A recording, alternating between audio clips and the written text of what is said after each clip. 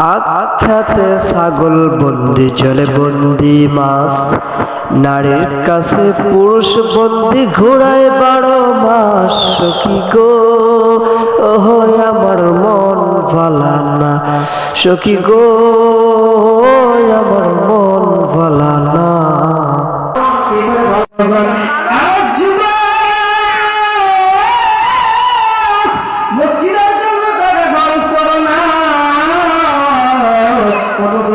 মোবাইলের পিছনে free fire খেলার জন্য অনেক জায়গা প্রভাব করে বাজান, অনেক জায়গায় লেগে ফেলা। অনেক মেয়ের পিছনে অনেক টাকা নষ্ট করে। মেয়ে যদি বলে ভালো তুমি মেয়ের পিছনে পাগল হয়ে যাও, একটা ফ্যাকারি যদি তোমার হাই যায়, তুমি আরো মাথার কাছে উদ্যান বলো হ্যালো স্যার তুমি কেমন আছো, তোমার মাকে বলো না ও মা তুমি কেমন আছো, মাকে এই কথা বলো নারীর জীবন। অথচ কিন্তু গার্লফ্রেন্ডে বলো ও গার্লফ্রেন্ড আছো কেমন আছো, তুমি খাওয়া দাওয়া করছো, বাবু ঘুমাইছো, বাবু সোনা সাবু রূপের বাবু আরো না কবই কিছু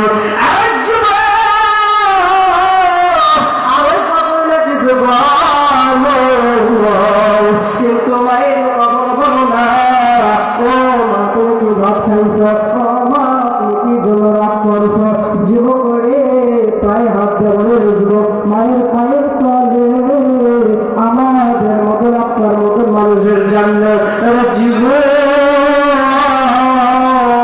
মাকে তুমি ভালোবাসো না, কিন্তু গার্লফ্রেন্ডের জন্য বউয়ের জন্য তুমি পাগল হয়ে গেছো। এই জন্যই তো ভাই কবি বলেছেন আখ্যাতে ছাগল বন্দি জলে বন্দি মাছ, আখ্যাতে ছাগল বন্দি জলে বন্দি মাছ, নারীর কাছে পুরুষ বন্দি ঘোড়া 12 মাস। সখী গো আমার মন ভালা না, সখী গো আমার মন ভালা না। তোর মন কি করে ভালো হবে রে যুবক, একটা উপাসনা বুদ্ধি দিয়ে দিতে পারি তোর মন ভালো হবে একটাই কারণ এবং উদ্দেশ্য নিয়ে। এক যুবক নিজেদের কারণে তোর মন ভালো হবে না রে যুবক। তুই মা এবং জনম যদি আব্বা যদি ভালোবাসের জীবন দেখবি তোর মনটা অনেক ভালো হয়ে যাবে। আরেক যুবক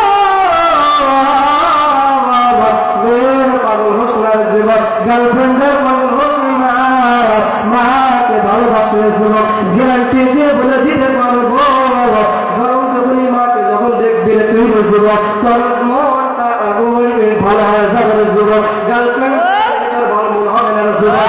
আরেক যুবক গার্লফ্রেন্ডের সাথে তুই দেখা করতে যাবি, গার্লফ্রেন্ড তোর থেকে টাকা যাবে, কিন্তু যখন যখনই মারা তোর থেকে তখন টাকা যাবে না যুবক। এই জন্য বলি গার্লফ্রেন্ডের মেয়েদের পাগল হোস না। আরেকজন কবি নাকি বলে বিয়ে মানুষ বলতেছেন আমার বন্ধুর মনে ভালা না চেহারাটাই ভালা।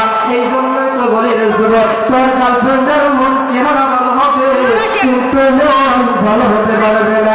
আর জনম বলি না মন চেহারাটা খারাপ হতে পারে যুবক, কিন্তু মনটা কিন্তু অনেক সুযোগের মতো নরম রে যুবক। এই জন্যই তো কবিরা বলে আমার বন্ধুর মন ভালা না চেহারাটাই ভালা।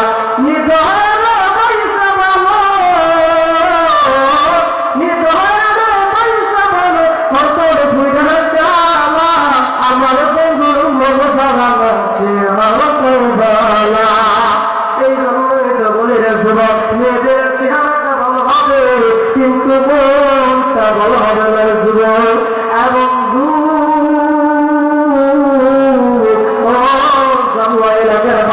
আমার ভাইরা আমার মা বোনেরা গভীর মনোযোগ দিয়ে শুনবেন।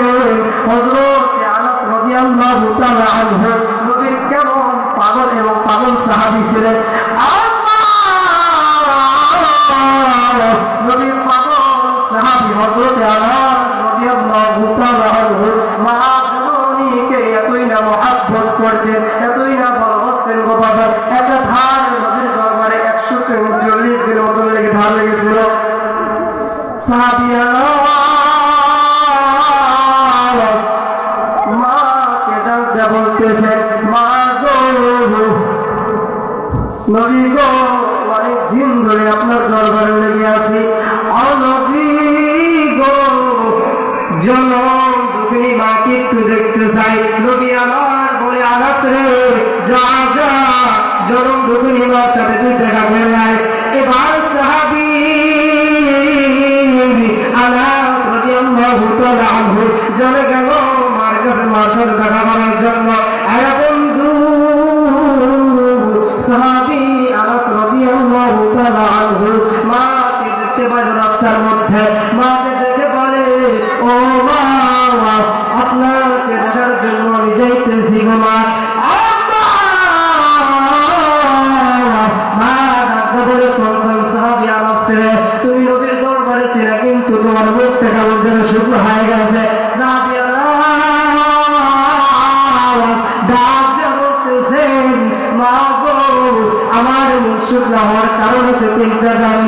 এক নাম্বার হইল, নবী বললে আমি আনাস ঘুমাই, নবী খাইলে আমি আনাস খাই, নবী যে কাজ করে আমি আনাস ওই কাজ করি, এই জন্যই মা আমি শুকনো হয়ে গেছে।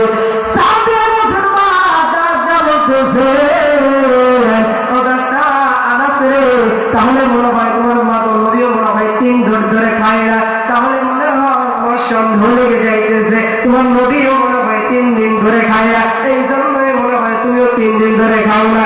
দেখেন নবীর পাগল সাহাবী কেমন পাগল এবং নবীর আশিক ছিল, তো মায়ের পাগল ছিল, পাগল